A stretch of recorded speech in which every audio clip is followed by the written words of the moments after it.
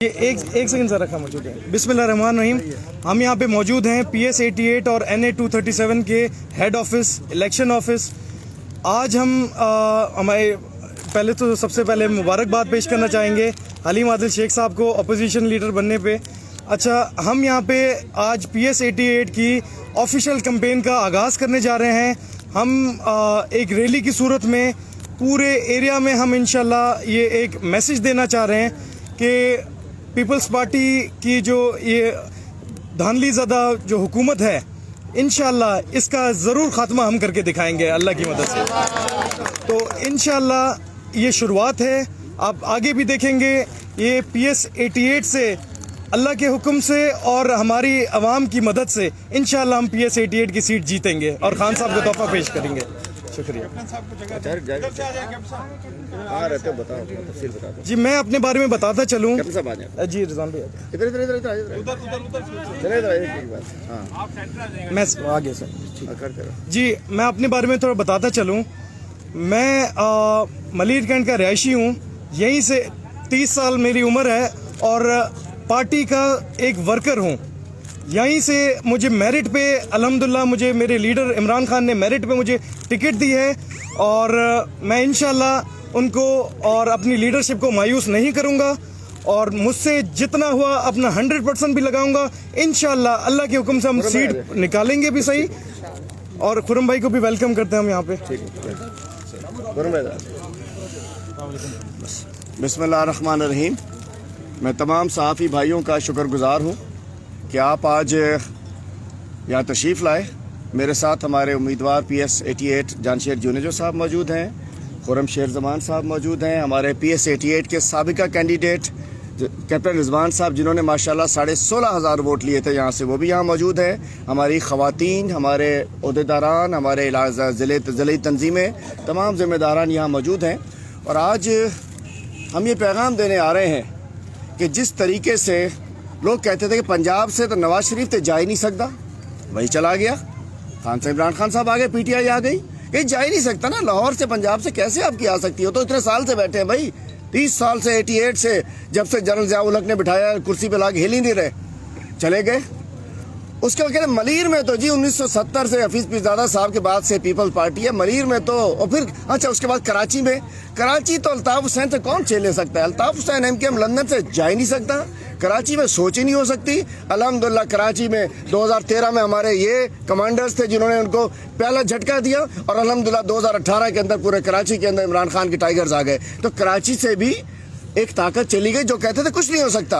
अच्छा, मलीर के लिए कहते थे मलीर तो 1971 से पीपल्स पार्टी का है। अच्छा, बेड़ा गर्क भी 1971 से ही किया इन्होंने। अब इंशाल्लाह आप देखिएगा मलीर से पीपल्स पार्टी की जो डिक्टेटरशिप है, मलीर के ख़जाने पे जो उन्होंने डाका डाला हुआ है और ख़ास तौर पे इस 13 साल से तो इन्होंने मलीर को तबाह बर्बाद कर दिया है। मलीर के डिस्ट्रिक्ट काउंसिल से अरबों रुपए इन्होंने चोरी करके खा गए हैं। मलीर की ज़मीनें इन्होंने बेच दी है। मलीर में बड़े बड़े बिल्डर्स को किस किस को इन्होंने ऐसी कौड़ियों के मोल ज़मीनें बेची हैं। आज इंशाल्लाह मलीर से भी पीपल्स पार्टी की घटिया गंदी चोरों की लिटोरों की सियासत का खात्मा इमरान खान साहब का एक सिपाही, एक वर्कर, एक टाइगर जानशेर जुनेजो करेगा इंशाल्लाह। और इसके लिए PS88 से जो कैप्टन रिजवान साहब ने जो बुनियाद रखी थी, और यहाँ से माशाल्लाह हमारे कैप्टन जमील साहब, आज उनकी आंखें खराब हैं इसलिए मशहूर नहीं है, वो तस्वीर लगी उनकी। कैप्टन जमील साहब ने यहाँ से MNA जीते और उन्होंने भी एक माशाल्लाह बहुत बड़े मलीर के पुराने सियासतदान को शिकस्त दी थी। तो मैं कहना चाहता हूँ कि मैं आज और ये जो मलीर से 88 से जो तहरीक इंसाफ की फतह होगी, पीपल्स पार्टी की जो शिकस्त होगी, ये इसलिए होगी कि 13 साल में पीपल्स पार्टी ने जो इस शहर के, इस सूबे के साथ किया है। और तो और छोड़िए, पहले हर दफ़ा हम बताते थे ऑडिटर जनरल की रिपोर्ट खुरम शेर ज़मान साहब हमेशा असम्बली में जिक्र करते थे। अब तो पेंशनरों के पैसे खा गए, पेंशनरों के पैसे। और कौन? साईं तो साईं की करप्शन भी साईं मुराद अली शाह साहब। मतलब इस अंदाज से कि मतलब तुम कत्ल करो हो कि करामात करो हो, चोरी भी ऐसे की कि पता ही नहीं चला, मगर सब पता चल गया। मैं कहता हूँ उस दिन बड़े मीडिया के शुक्रगुजार हूँ। जाली पेंशनर भी जाली, अकाउंट भी जाली, सब कुछ जाली, लेकिन ऐसी मेहरबानी सिर्फ अपने गांव के अंदर हुई है और उनके फ्रंट मैन उनके जाती लोग हैं। तो ये साईं तो साईं जो है, इनकी करप्शन भी साईं ये अब खुलती जा रही है। और सिंध में इन्होंने क्या नहीं किया। और ये बात करते हैं सिलेक्टेड, تو میں انشاءاللہ اس کی تفصیل تو اسمبلی میں بیان کروں گا. ذوالفقار علی بھٹو ایک لیڈر تھے, ہم ان کو سلام پیش کرتے ہیں, لیکن ذوالفقار علی بھٹو اسکندر مرزا, جنرل اسکندر مرزا کی پیداوار تھے. Selected by general Iskander Mirza, protected by general Ayub, اور اس کے بعد مینوپلیٹڈ بائی یحییٰ خان. مطلب یہ سلیکٹڈ ذوالفقار علی بھٹو کی پارٹی آج ریجیکٹڈ ہو چکی ہے. اور دوسرا سلیکٹڈ, مائک اٹھا لینا, دوسرا selected Nawaz Sharif, selected by Zia الحق. آج بڑے بڑے چیمپئن بنتی ہیں یہ جمہوریت کے. Nawaz Sharif selected by Zia ul-Haq, Zulfikar Ali Bhutto selected by Iskander Mirza and Ayub Khan. آج ان کے پیروکار کہتے ہیں ہم تو الیکٹڈ ہیں, ہم تو جمہوری لوگ ہیں. اور میں کہنا چاہتا ہوں کہ سندھ میں اندر جو انہوں نے تباہی اور بربادی کی ہے, اور کہتے ہیں بلاول زرداری بڑی بڑی باتیں کرتے ہو, پی ڈی ایم کے اندر جا کر اب حساب دینا پڑے گا آپ کو ان جعلی پینشنروں کا بھی, سندھ کو جو آپ نے ایڈس لگا دی اس کا بھی, این آئی سی وی ڈی. نہ انہوں نے پینشنروں کو چھوڑا, این آئی سی وی ڈی میں آڈیٹر جنرل کی رپورٹ آگئی ڈی جی آڈٹ کی کہ اس کے اندر بھی اربوں روپے انہوں نے چوری کر لیے. دل کے درد کی دوا کوئی لینے گیا اس کے اوپر بھی انہوں نے ڈاکہ مارا. زکوٰۃ کوئی لینے گیا اس پہ بھی بلاول تمہاری حکومت نے ڈاکہ مارا. ایڈس کی دوائی کوئی لینے گیا بلاول, اس پہ بھی تم نے ڈاکہ مارا. کتے کی ویکسین کوئی لینے گیا اس پہ بھی تم نے ڈاکہ مارا. اور کتے نیوٹر کرانے میں, آج انگریزی میں کہوں گا, نیوٹر کرانے کے 92 کروڑ روپے خرچ کر دیے. میں کہنا چاہتا ہوں انشاءاللہ یہ PS88, اس کے اندر میں بتانا چاہتا ہوں کہ جو اس میں کوئی 1,49,000 ووٹ ہیں, جس میں کوئی 41,000 رورل ہیں اور 1,10,000 اربن ہیں. الحمدللہ اس کی بھرپور تیاری جاری ہے. میرے کراچی کے صدر ہمارے خرم شیر زمان صاحب, کمانڈر کراچی, جو اس کو لیڈ بھی کر رہے ہیں, وہ تفصیل سے آگے بات کریں گے. آئیے خرم صاحب. جی شکریہ حلیم بھائی. سب سے پہلے تو ہم حلیم بھائی کو مبارکباد پیش کریں گے کہ الحمدللہ ہماری پارٹی نے, ہماری قیادت نے, چیئرمین صاحب نے ان کو لیڈر آف دا اپوزیشن جو ہے وہ فائنلائز کر دیا ہے. اور انشاءاللہ تعالیٰ کل اپلیکیشن جو ہے وہ بھی سندھ اسمبلی میں جمع ہو جائے گی. تو آپ کو مبارک ہو حلیم بھائی. میرے خیال سے ہم باتیں تو بہت کرتے ہیں کہ پیپلز پارٹی کیا کر رہی ہے, کس طرح کر رہی ہے, کس طرح لوٹ مار کر رہی ہے, صوبے سندھ کو اس نے کس طرح برباد کیا ہے, لیکن ہم اس بات کا ذکر بار بار کرنا بھول جاتے ہیں کہ ان کا سردار کون ہے. یہ ساری کرپشن کا سردار اس صوبے کا فائنانس منسٹر ہے, اس صوبے کا نالائق اعلیٰ ہے, اس صوبے کا وزیر اعلیٰ ہے, جس نے لیڈ لی ہوئی ہے صوبے سندھ کے اندر تباہی کرنے کی. ان کو, ان کے نالائق اعلیٰ کو, ان کے چیف منسٹر کو ایک ٹاسک دیا گیا ہوا ہے. ان کو بتایا گیا ہے کہ انہوں نے کتنا مال بنانا ہے, کتنا پیسہ بنانا ہے, کس طرح پیسے کی ریل پھیل کرنی ہے. یہ یوزلی دنیا میں بہت سارے ممالک میں اس طرح کیا جاتا ہے کہ وائٹ کالر کرمنلز کو لے کر آیا جاتا ہے, ان کو کوٹ پہنایا جاتا ہے, سفید شرٹ پہنائی جاتی ہے, پھر وہ ٹائی لگاتے ہیں اور اپنے آپ کو بہت زیادہ پڑھا لکھا بتاتے ہوئے کہ میں دنیا میں پتہ نہیں کون کون سی یونیورسٹی سے پڑھ کر آئے ہوں, میں بہت نیک نیتی اور ایمانداری کے ساتھ کام کروں گا. اصل میں سب سے بڑے کرپٹ یہی ہوتے ہیں, سب سے بڑے لٹیرے یہی ہوتے ہیں, سب سے بڑے 2 نمبر یہی ہوتے ہیں, جو لوگوں کی آنکھوں کے اندر دھول جھولتے ہیں اور بڑی صفائی سے پیسہ گھما دیتے ہیں. جیسا کہ ابھی حلیم بھائی نے بتایا پینشن کے پیسوں کے بارے میں, ایسی بے شمار چیزیں ہیں. 2013 سے سندھ اسمبلی کے اندر ایک حلق جو ہے نا ہمارا خشک ہو گیا ہے. ان کی ماشاءاللہ جو انہوں نے جس طریقے سے صفایا پھیرا صوبے سندھ کے لوگوں کے اوپر, میرے خیال سے ہم سمجھتے ہیں کہ اب یہ وقت آ گیا کہ ہم سندھ کے لوگوں کو جگائیں, ہم لوگوں کو بتائیں کہ پاکستان پیپلز پارٹی صوبے سندھ کی, سندھ کے لوگوں کی کتنی بڑی دشمن ہے, کس طرح یہ صوبے سندھ کو نقصان پہنچا رہی ہے, کس طرح صوبے سندھ کے لوگوں کو سندھ کارڈ کے نام پہ لوگوں کو اکسا رہی ہے. ایک طرف پیسے کی ریل پھیل چل رہی ہے, دوسری طرف لوٹ مار چل رہی ہے, اور تیسری طرف جب ان کے اوپر ہاتھ ڈالا جاتا ہے یہ فوری طور پر کہتے ہیں کہ سندھ کو نقصان پہنچایا جا رہا ہے, سندھ کی زمین کو نقصان پہنچایا جا رہا ہے. ہم آج ملیر میں کھڑے نا, میں سندھ کے لوگوں سے پوچھتا ہوں کہ پوچھیں نا زرداری سے کہ جو ملیر کی زمین جو ایک بلڈر کو انہوں نے دی تھی اس کا کیا حساب کتاب ہے.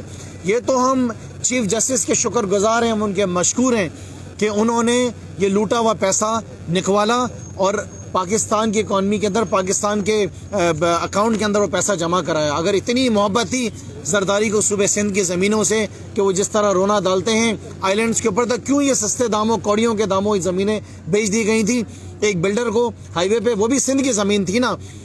میں اس بات پہ بڑا یقین رکھتا ہوں, میرا 8 سال کا تجربہ جو سندھ اسمبلی کے اندر ہے, میں اس بات پہ بڑا یقین رکھتا ہوں کہ جب تک پاکستان پیپلز پارٹی صوبے سندھ کے اندر اقتدار کے اندر رہے گی, صوبے کی سندھ کے بچے اسی طرح تعلیم سے محروم رہیں گے, صوبے سندھ کے لوگ پینے کے پانی سے اسی طرح محروم رہیں گے. صوبے سندھ کے اندر ہسپتالوں کے یہی حالات رہیں گے. صوبے سندھ کے اندر اسی طرح جعلی ایف آئی آرز، جعلی کیسز لوگوں کو ڈرانے دھمکانے کے لیے چلتے رہیں گے.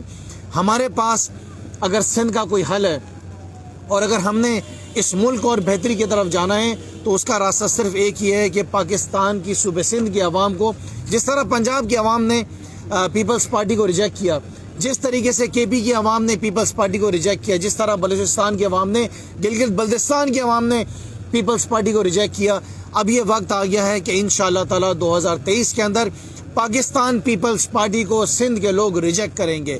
یہ ان کی غنڈہ گردی، یہ ان کی بدماشی، یہ ان کی بلیک میلنگ اور جو ان کا زور چلتا ہے ایون ایوانوں کے اندر جو اپنے مرضی کے بل لے کر آتے ہیں، یہ اب زیادہ نہیں چلنے والا ہے. عمران خان کے ٹائیگرز، عمران خان کے نمائندے آپ کے سامنے موجود ہیں. آنے والا الیکشن PS 88 کا ہمارا جانشیر جنیجو، ایک پڑھا لکھا بچہ، پی ٹی آئی کا لڑکا، پی ٹی آئی کراچی کا، پاکستان تحریک انصاف کی پوری تنظیم اس کے ساتھ کھڑی ہوئی ہے. ہمارے ورکرز نے کیمپین سٹارٹ کر دی ہے. ہر گھر کے اندر ہم جا رہے ہیں، ہر دروازے کے پاس ہم جا رہے ہیں. اور میں ملیر کے لوگوں سے، اگر میری آواز ملیر کے دروازے تک جا رہی ہے، گھر تک جا رہی ہے، میں ملیر کے لوگوں سے صرف ایک سوال کرنا چاہتا ہوں کہ 1970 سے میرے خیال سے پاکستان پیپلز پارٹی اس علاقے سے جیت رہی ہے.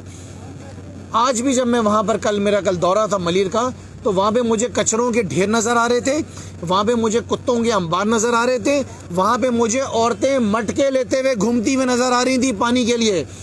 تو جو سیاسی جماعت 1970 سے لے کے آج 2021 تک ملیر کے لوگوں کو پینے کا پانی نہیں فراہم کر سکی، اسکولوں میں تعلیم نہیں فراہم کر سکی، ہسپتالوں میں علاج نہیں فراہم کر سکی، روڈوں سے کچرا نہیں اٹھا سکی، کتوں کا خاتمہ نہیں کر سکی، تو وہ پاکستان پیپلز پارٹی ملیر کے اس الیکشن کو جیتنے کے بعد کیا کرے گی؟ میں ملیر کے لوگوں سے آخر میں گزارش کرتا ہوں کہ اپنے حق کے لیے کھڑے ہوئے، تبدیلی کے لیے کھڑے ہوئے. جس طریقے سے پاکستان تحریک انصاف کراچی میں کھڑی ہوئی، کراچی میں اپنا جھنڈا گاڑا، اسی طریقے سے انشاءاللہ تعالی ملیر کا علاقہ نہیں، پورے صوبے سندھ تک پاکستان تحریک انصاف کی جو ہے وہ کامیابی ہوگی اور وہ آپ کے ساتھ ہوگی. جانشیر جنیجو یہ عمران خان کا نمائندہ ہے. حلیم بھائی یہاں کھڑے ہوئے عمران خان کے نمائندے. خرم شیر زمان عمران خان کا نمائندہ کھڑا ہوا ہے. ہم سب عمران خان ہیں، ہم جواب دہ سب عمران خان کو ہیں.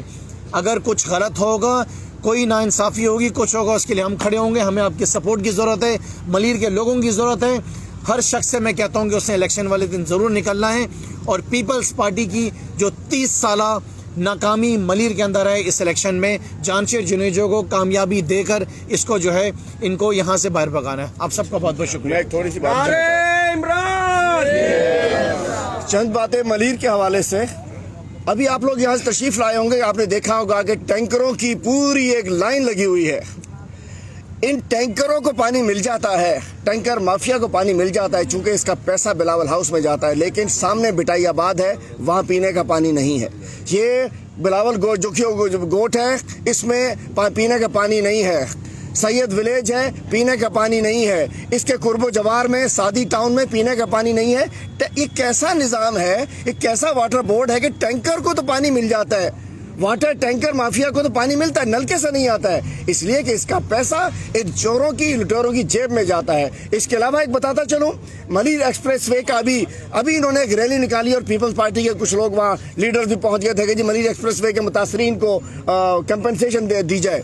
ملیر ایکسپریس وے میں جس دن بلاول زرداری افتتاح کر رہے تھے اس دن یہ سارے ملیر کے نمائندے وہاں لڈو کھا رہے تھے اور لڈی ڈال رہے تھے.